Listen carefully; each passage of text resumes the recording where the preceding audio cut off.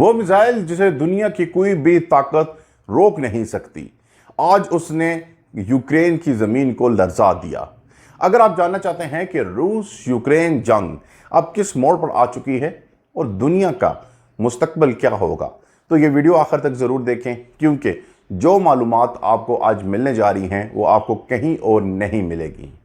अस्सलाम वालेकुम, मैं हूं अरसलान राजपूत। वीडियो शुरू करने से पहले आपसे दरख्वास्त है कि वीडियो को लाइक और चैनल को सब्सक्राइब कर लें। शुक्रिया। नाज़रीन, क्या आपने कभी सोचा था कि वो दिन आएगा जब एक ऐसा हथियार इस्तेमाल किया जाएगा जो आवाज़ की रफ्तार से 10 गुना तेज़ सफ़र करता हो, जिसे दुनिया का कोई दिफाई निज़ाम ना रोक सके और जो अपने अंदर एटमी तबाही की सलाहियत रखता हो। ये कोई साइंस फिक्शन फिल्म का मंजर नहीं, ये हकीकत है जो गुज़िश्ता रात यूक्रेन की सरजमीन पर रूनुमा हुई।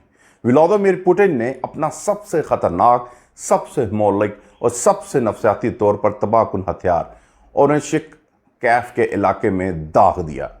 ये वही शहर है जो कैफ के मरकज़ से सिर्फ 50 मील के फासले पर वाक़या है। यानी ये हमला यूक्रेन के दिल पर निशाना लगाने की एक वाज़ह कोशिश थी। लेकिन रुकिए, क्योंकि असल कहानी यहाँ से शुरू होती है। ओरेशिक सिर्फ एक मिसाइल नहीं, ये रूस की तरफ से पूरी दुनिया को एक पैगाम है। ये वो हथियार है जिसे पुतिन ने बारहा अपनी तकरीरों में नाकाबिल शिकस्त करार दिया। ये मिसाइल फ़िज़ा से बाहर खला में जाता है और फिर वापस ज़मीन की तरफ आते वक्त अपने अंदर मौजूदा इंडिपेंडेंटली टारगेट उनको हिट करता है, यानी मुतद आज़ादाना तौर पर निशाना लगाने वाले वॉर हेड से लेके जाता है और एक वॉर हेड से मज़ीद 6 निशाने हिट किए जाते हैं। तसव्वुर करें कि आसमान से आग के कुछ गुच्छे ज़मीन की तरफ आ रहे हों और आपके पास भागने का कोई रास्ता ना हो।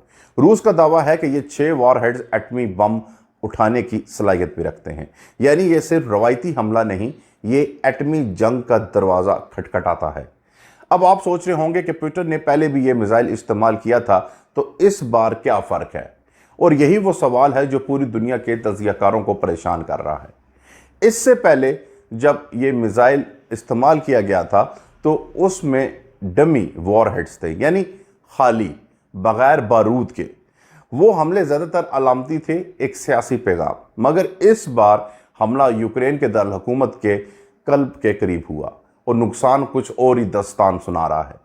रात के अंधेरे में जब कैफ के शहरी सो रहे थे तो रूस ने एक साथ 90 से ज़्यादा क्रूज़ और बैलिस्टिक मिसाइल और सैकड़ों ड्रोन्स दागे।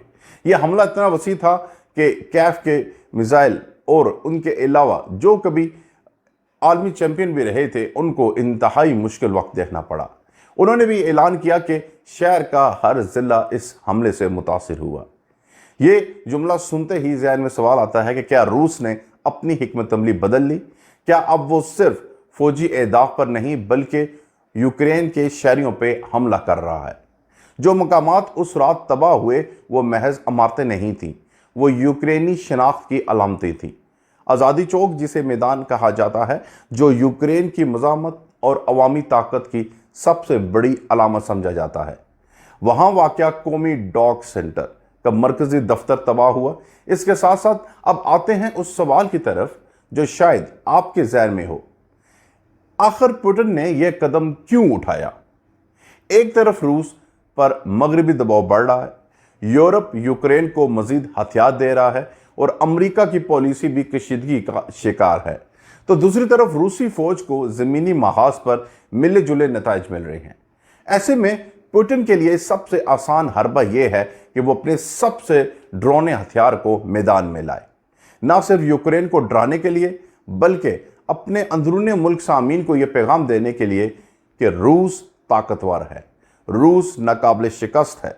रूसी सरकारी मीडिया ने दावा किया कि उस रात जिस किस्म के मिसाइल इस्तेमाल हुए उनमें सरकारी मीडिया ने दावा किया कि उस रात जिस किस्म के मिसाइल इस्तेमाल हुए उनमें ओरेशिक, सिकंदर, किंजाल और जरकून, ये चारों मिसाइल अपनी अपनी जगह ख़तरनाक हैं, लेकिन इनका एक साथ इस्तेमाल ये जाहिर करता है कि रूस ने इस रात सब कुछ झोंक देने का फैसला किया।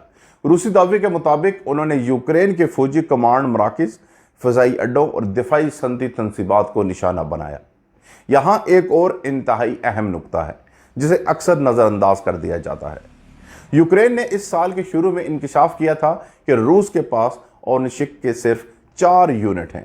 اگر یہ سچ ہے تو پوٹن نے اس رات اپنے انتہائی نایاب اور مہنگے ہتھیار میں سے ایک استعمال کر لیا، اور یہ سوال اٹھتا ہے کہ کیا اس جنگ کی آخری حکمت عملی ہے یا آغاز؟